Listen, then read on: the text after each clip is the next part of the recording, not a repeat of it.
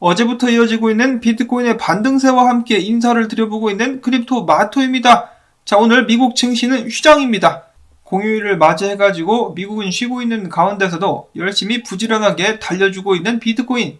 지금 현재 가격은 3695달러. 자, 과연 3만 달러 선을 사수해 나가면서 지속적으로 반등세를 이끌 수 있을 것인지 계속해서 지켜보도록 하겠습니다. 오늘 첫 번째 소식은 거시경제에 관한 것입니다. 독일의 5월 인플레이션율이 공개가 되었는데요. 7.9%, 48년 이래 최대치를 기록하고 있다라고 합니다. 1년 동안에 에너지 가격이 38.3%, 식품 가격은 11.1% 올랐다라고 하는데요. 양념에 양념을 쳐가지고 인플레이션율을 7.9%로 낮추고 있는 독일. 근데 사람들의 실질적인 실감, 체감 물가 같은 경우는 훨씬 더 높다는 것을 알 수가 있겠죠. 특히나 이제 6월이 코앞까지 다가왔는데 에너지 가격이 계속해서 올라가가지고 유럽 같은 경우는 소위 말해서 작살나게 될 수도 있겠다라는 생각이 듭니다. 시민들만 고통을 많이 겪게 되겠죠. 다가오는 겨울 전까지 러시아의 전쟁이 하루빨리 끝날 수 있기를 바라봅니다. 자, 한편 미국에서의 인플레이션율도 문제가 당연히 되고 있는데요. 크리스토퍼 월러 미국 연준 이사 같은 경우는 인플레이션율이 하락하기 전까지 지속적으로 오다가 금리 0.5% 인상은 앞으로 모든 회의에서 다뤄질 수밖에 없다라고 이야기를 했습니다. 최근에 미국 증시가 그나마 한숨 돌리면서 반등하는 듯한 모습을 보여주고 있는데요. 만약에 인플레이션율이 꺾여주지 않는다. 그러면은 다시 한번 큰 하락을 맞이할 수밖에는 없겠습니다.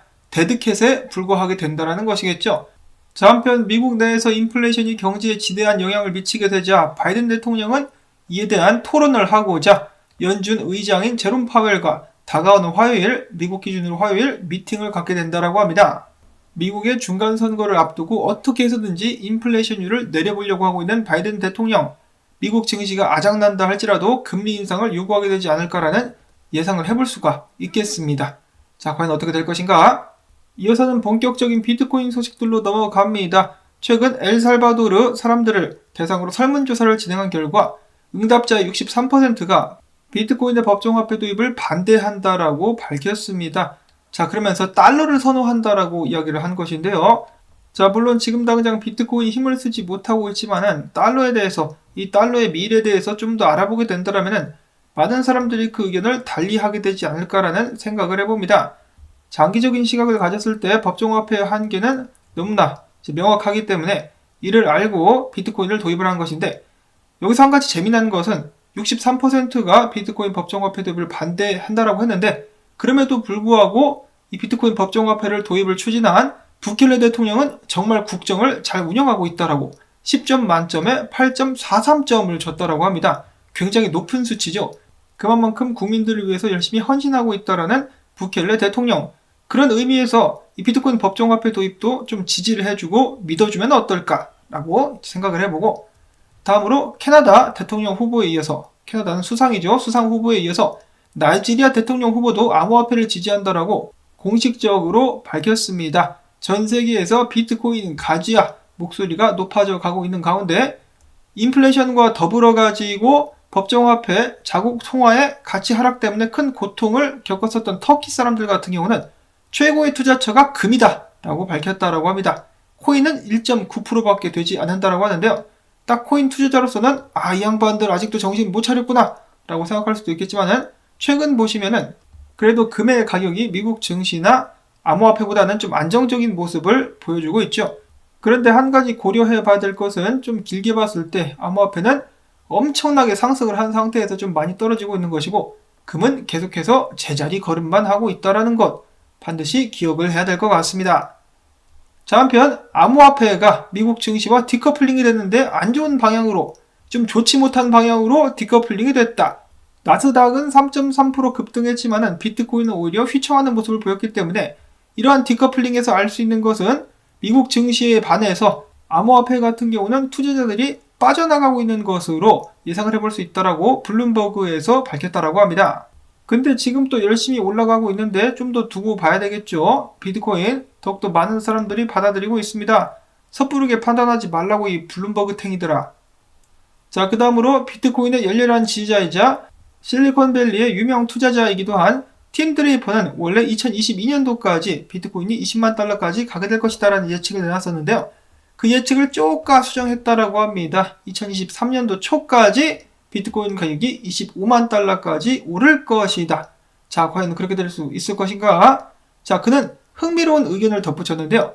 미국 소비자 지출액의 51%를 여성들이 차지를 하고 있다.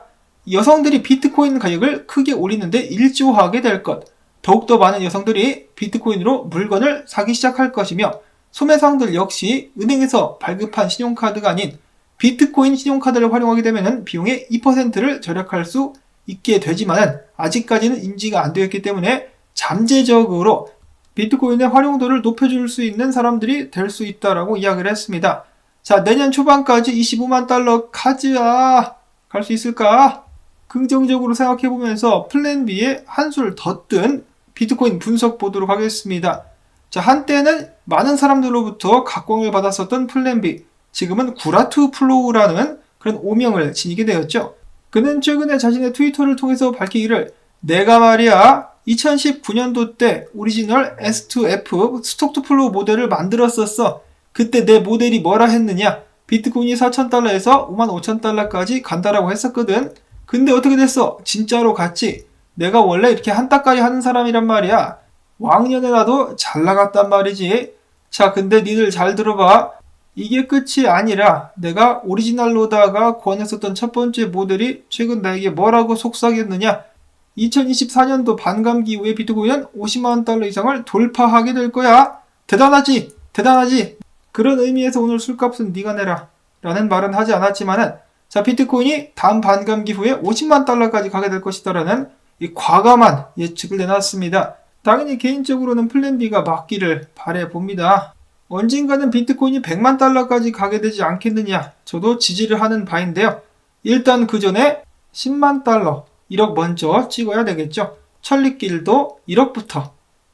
자, 그 다음으로는 크립토코안트 CEO의 주기영 대표, 이 주반꿀이라는 마찬가지로 오명을 가지고 있는 주기영 대표, 최근에 다음과 같이 밝혔습니다.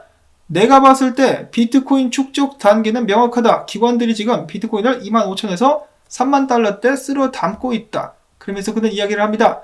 야, 기관도 사는데 네가 왜 안 사고 있어? 심각한데 이거 정신 똑바로 안 차려? 빨리 매수 들어가라고 라고 이야기를 했는데, 그러면서 그는 덧붙이기를 야, 나도 알아. 이 거시적 환경이 앞으로 몇 달 동안 거시기 할 것이라는 것을 나도 알긴 하는데 이 펀더멘털과 고래 움직임을 보란 말이야. 일반 투자자로서 거시적으로 언제 이 경제가 안정화되는지 아는 것은 펀더멘탈과 내부자에 대한 단서를 얻기 위한 원칙을 통해서 예측하는 것보다 어렵다 이 말이야. 뭔 소리야 이거? 한마디로 얘기하자면은 경제가 언제 안정화될지는 몰라. 근데 한번 생각을 해보라 이 말이야. 비트코인이 펀더멘탈을 계속해서 강화시키고 있는 가운데 고래들이 사고 있어. 자, 근데 왜 네가 안 사냐고. 네가 뭔데 안 사고 뻐기고 있어. 네가 그렇게 전문가야 임마? 어디서 잘난 척을 하고 있어? 라고 일침을 놓지는 않았지만 그런 식으로 이야기를 했다라는 것이죠. 나는, 그러니까 여러분은 여기서 비트코인을 매입하지 않을 만큼 그 정도의 확신을 가질 수 있을 만큼의 거시경제 전문가인가? 소크라테스가 이야기한다. 네 주제를 알아라. 비트코인 그냥 사. 라고 이야기를 하고 있는 것이 아닌가? 그러면서 이야기하기를 2020년도 때 비트코인을 매입한 기관들은 아직까지 비트코인을 팔지 않았다라고 하네요. 자, 그러나 지금 비트코인의 차트를 보시면은 그렇게 손쉽게 매수 버튼을 누를 엄두가 나지를 않습니다. 9주 연속으로 하락을 해버린 비트코인. 아주 그냥 기저귀 차게 만들고 있는 비트코인. 그나마 지금 좀 반등을 해주려고 하는데 보시면은 겨우겨우 정말 이 절벽 끝에서 간당간당하게 매달려 있는 애처로운 모습이 보여지고 있습니다.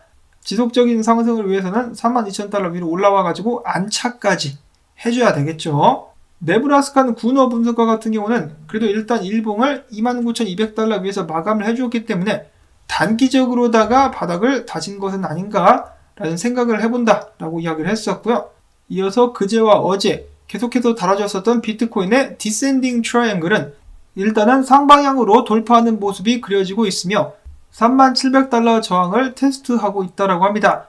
자, 근데 문제는 상방향으로 나온 것은 좋은데 거래량이 받쳐주지 않고 있다라고 하면서 가짜 상승이 아니느냐라는 의문들도 들고 있다라고 하는데요.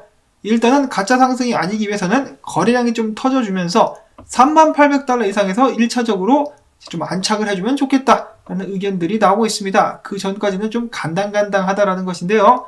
트레이더 XO 분석가는 이야기하기를 나는 일단 트레이딩을 하고 있진 않아. 왜냐? 월말이거든. 월말에는 나는 트레이딩을 하지 않아. 그렇지만은 만약에 비트코인이 33,000달러에서 35,000달러 선까지 반등을 해준다. 그러면 나는 숏을 칠 거야 라고 이야기를 하기도 했었습니다. 그 다음으로 해서 차세대 뽕 분석가, 새로운 뽕 분석가가 모습을 드러냈는데요.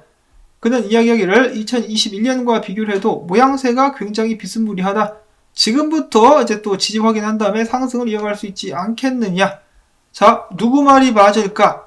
당연히 지켜보는 수밖에 없겠지만 일단은 비트코인이 장기 하락 추세를 뚫고 올라가서 지지 확인까지 하고 안정적인 모습을 보인다. 그러면은 이렇게 될 가능성이 있다라는 것이겠고, 뚫지 못하고 떨어져 버린다. 그러면은 계속해서 하락하게 되는 수밖에 없다. 그리고 지속적으로다가 연준의 정책, 인플레이션율을 확인을 해야 된다. 라고 말씀을 드릴 수가 있겠습니다. 그놈의 인플레이션율 정말 지겹다라는 생각이 드는데요. 일단 이번 주에 미국 장세가 어떤 식으로 흘러가는지 보시고 판단을 하실 수 있기를 바랍니다. 비트코인 8주 연속 하락했기 때문에 이번 주에는 그래도 알트코인과 더불어서 반등 랠리를 이어갈 수 있지 않을까라는 그런 기대감도 솔솔 나오고 있다고 하는데요. 그동안에 비트코인과 더불어가지고 많은 알트코인들이 피를 철철 흘렸었습니다. 그러면서 많은 알트코인들이 지금 주요 지지 구간대에 다다랐기 때문에 반등세가 나올 수 있지 않겠느냐. 지금 보시는 차트는 로즈 오아시스 차트고요. 그 다음으로는 원 하모니 차트입니다. 지금 지지 구간 아래까지 떨어져 버렸는데 만약에 올라와가지고 버틸 수 있다 그러면 반등세가 나올 수 있으니까 지켜봐도 좋겠다. 자, 그 다음으로는 자스미 차트 마찬가지고요. 하락 추세 뚫고 올라와가지고 지지 확인하고 주요 저항 돌파하면 지속적인 반등 나올 수 있겠다. 그리고 지금 이더리움도 마찬가지인데 사실 이더리움이 가장 먼저 힘을 내줘야 알트코인들이 그 뒤를 따를 수 있겠죠. 이더리움의 흐름이 안정적으로 나오게 되면서 2154달러까지 반등을 해주기를 바라야 될 것 같은데 과연 이번 한 주 암호화폐 시장의 향방 그리고 운명은 어떻게 될 것인가 조마조마 및 기대를 좀 해보도록 하겠습니다. 참고로 유명 분석가 중에 알트코인 사이코라는 사람이 있는데요. 이 사람은 이런 의견을 가지고 있다고 합니다. 이번 사이클 같은 경우 비트코인이 바닥을 찍더라도 알트코인들은 추가적으로 하락할 수 있겠다. 이번 사이클에 한해서 떨어지는 칼날을 잡는 것은 보다 신중해야 된다. 일반적인 상황 같은 경우 비트코인이 바닥을 찍고 반등하게 되면 사람들은 유동성을 알트코인으로 옮겼다. 즉 돈을 알트코인으로 집어넣는데 이번 주기 같은 경우 비트코인이 바닥을 쳐도 알트코인의 바닥의 시점은 서로 다를 수가 있기 때문에 조심해야 되며 이는 낙업이 해제되는 언락 물량에 따라서 결정될 수 있겠다. 새로운 언락 물량은 매도 압력을 가중시키며 선물 시장 내 롱 포지션을 청산시키며 연쇄 하락을 야기할 수 있다라고 이야기를 했는데요. 참고적으로다가만 알아두시면 되겠습니다. 자, 그 다음에는 이야기를 하고 싶지 않아도 계속해서 뉴스가 나오는 루나 관련된 소식들. 자, 루나 2.0이 출시가 되면서 가짜 테라 2.0 토큰들이 판을 쳤다라고 합니다. 그러면서 러그풀이 발생하면서 많은 피해자들을 양산했다라고 하는데요. 러그풀이 뭡니까? 쉽게 이야기하자면 먹튀랑 비슷하다라고 보시면 되겠습니다. 사기꾼들이 돈을 몽땅 빼가지고 토끼는 암호화폐 스타일의 먹튀다라고 보실 수가 있겠고, 자, 그 반면에 진짜 테라폼 랩스 같은 경우도 문제가 계속해서 드러나고 있다고 하는데요. 싱가포르에 제출된 테라폼 랩스의 본사 설립 관련 문서를 확인한 결과 자본금이 이 싱가포르 달러에 불과한 것으로 나타났다고 합니다. 우리나라 돈 2,000원도 안 되는 그 금액이 자본금으로 이제 등록이 되어 있었다. 전문가들은 이야기하기를 야 이거 이 테라폼 랩스가 처음부터 블록체인 기술 개발에 투자하기 힘든 구조의 페이퍼 컴퍼니가 아니었는가 확인이 필요하다라고 이야기를 했습니다. 아주 그냥 대놓고 사기를 치려고 작정을 하는 것이 아니었느냐. 여러 가지로 계속해서 문제들이 드러나고 있는 루나. 이런 가운데서 이 바이낸스 역시 루나 때문에 손해를 많이 봤죠. 그러자 아주 그냥 이번에 뽕을 뽑겠다라고 생각을 한 것인지 이 오래된 루나 클래식의 무기한 계약을 다시 한번 출시를 하기로 했다라고 합니다. 루나판 강원랜드 개장, 도건 대표의 저주와 함께 더욱더 개판이 되어가고 있는 암호화폐 시장. 마지막으로는 오랜만에 스텔라 관련된 소식입니다. 머니그램이 과거에 리플사와 함께 일을 했었는데 소송이 걸리자 리플사를 던지고 스텔라로 갈아탔죠. 그들이 이번에 스텔라 기반의 송금 플랫폼을 출시하게 될 것이다 라고 밝혔습니다. 해당 서비스가 출시가 되게 된다. 그러면은 스텔라를 활용하는 디지털 지갑을 갖고 있는 이용자들은 보유 자산을 USDC로 전환한 뒤 네트워크를 통해서 즉시 현금화할 수 있게 된다라고 합니다. 스텔라 호재를 끝으로 저는 바로 인사를 드리도록 하겠습니다. 영상이 좀 길어졌죠? 오늘도 광고 한 편 마지막까지 재생 그리고 좋아요 눌러주기 부탁드리면서 저는 다음에 인사를 드리도록 하겠습니다. 안녕히 계십시오.